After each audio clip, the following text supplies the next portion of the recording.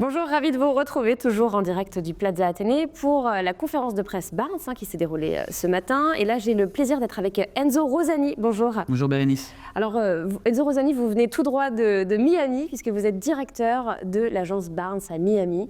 Alors, parlez-nous un petit peu de l'immobilier justement à Miami. Alors, Miami, elle est troisième du Barnes City Index cette année. C'est ça, donc Miami est troisième cette année, on était deuxième l'année dernière. Ce qu'il faut savoir, c'est que Miami, avec son économie qui est florissante, son cadre de vie qui est idéal et ses avantages fiscaux qui sont hors normes, Miami est devenue et continue de l'être la destination numéro 1 aux États-Unis pour les francophones et la destination préférée des francophones pour leur investissement aux États-Unis. Alors le Barnes City Index, c'est les préférences des ultra riches, ceux qui ont plus de 30 millions de patrimoine, que ce soit liquide ou illiquide. Là, Miami, ça reste quand même hyper accessible. C'est pas la destination la plus chère, on va dire, de ce classement. Non, du tout. C'est pour ça en fait que Miami reste toujours une ville assez attirante pour notamment les clients ultra net worth individuals et autres. C'est parce que Miami, pour $1 million, pour te citer un exemple, on peut avoir 120 mètres carrés au bord de l'eau. Donc c'est moins cher que Paris. C'est moins cher que Paris et c'est pour ça d'ailleurs qu'on a vu énormément de New-Yorkais et des personnes du Midwest américains qui viennent s'installer à Miami parce que le coût de l'immobilier est très abordable. Et la rentabilité est très abordable aussi. Est-ce que tu peux me donner un exemple ? Par exemple, allez, un appartement qu'est-ce qui se loue le mieux là-bas? Les petites surfaces, les moyennes? Vraiment, tout se loue bien. Après, pour te donner un exemple, ce qu'il faut savoir, c'est qu'il n'y a pas d'encadrement de loyer à Miami, en Floride. La Floride est un État qui est pro-investisseur, pro-propriétaire. C'est-à-dire que si toutefois vous avez un non-paiement, au bout de 3 semaines, 4 semaines, au pire des cas, le locataire peut partir.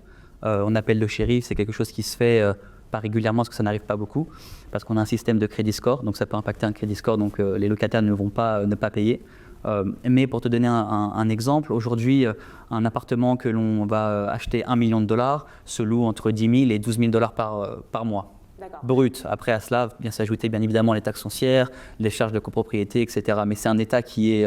et Miami, c'est une ville qui est très abordable, encore une fois, et ce qui permet d'avoir aussi des rentabilités qui sont très intéressantes. Et alors, pour ceux qui nous écoutent, un prix, on va dire, un peu plus abordable. Imaginons un appartement de 50 mètres carrés.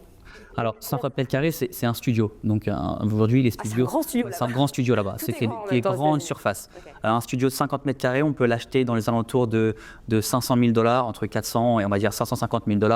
Et ça peut être loué très facilement entre $4 500 à $5 000 par mois. Donc, c'est hyper rentable. Ouais. Et il faut savoir aussi que 7 personnes sur 10 est locataire. Donc, le marché et la demande locative est très importante. Aux États-Unis. Aux États-Unis, mais principalement à Miami. Aux États-Unis, c'est plutôt pro-propriétaire. Beaucoup d'Américains sont propriétaires dans les États. Oui, après, ce qu'il faut savoir, c'est que beaucoup d'Américains vivent paycheck to paycheck. C'est-à-dire qu'il n'y a pas beaucoup d'Américains qui investissent. Bien évidemment, dans la tranche, dans le secteur dans lequel on travaille, c'est différent, mais c'est principalement des investisseurs.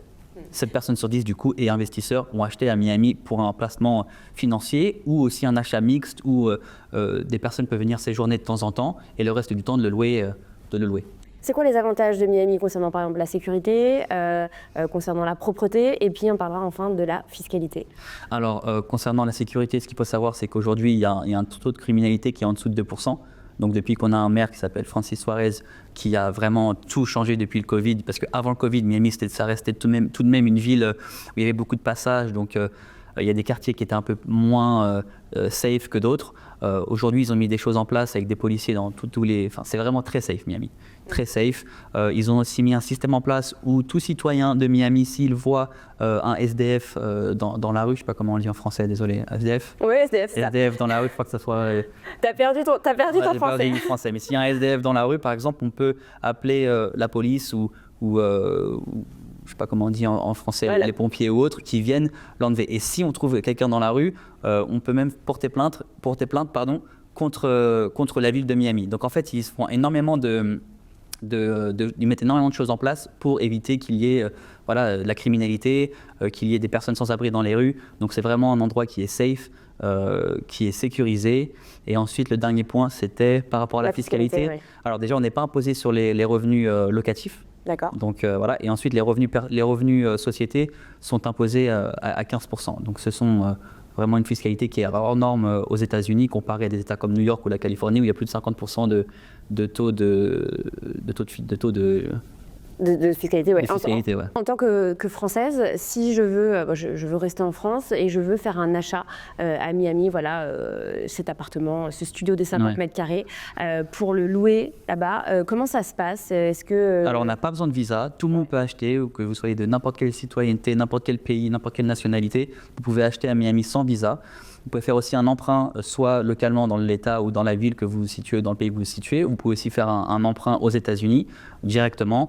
Après, les taux sont un peu plus élevés en ce moment aux États-Unis qu'elles le sont en France. Il faudra mettre entre 25 et 35% d'apport. Tout dépendra du produit. Si c'est une maison, c'est un peu plus qu'un appartement. Et encore une fois, voilà, tout le monde peut investir. Et au niveau de la fiscalité, comment ça se passe? C'est la même chose, vous allez payer votre imposition aux États-Unis. Après, on vous mettra bien évidemment en contact avec un comptable qui parle français si vous le souhaitez. Mais il n'y a pas de système de double imposition. Donc vous allez uniquement payer votre imposition aux États-Unis. Je ne payerai pas un impôt en France sur mes revenus perçus? Non, vous paierez uniquement aux États-Unis. Et encore une fois, il n'y a pas d'imposition sur les revenus locatifs. Donc ça vaut vraiment le coup? Ça vaut vraiment le coup. Juste pour finir, on va parler de l'actualité. L'investiture de Trump, c'est très bon pour les investisseurs. Ouais, c'est très positif. On a vraiment vu un engouement, encore une fois, positif vis-à-vis de nos clients qui sont résidents. Mais ça ouvre aussi une porte à la clientèle internationale. Ce qu'il faut savoir, c'est que 70% de la clientèle de Miami sont des investisseurs et des clients internationaux.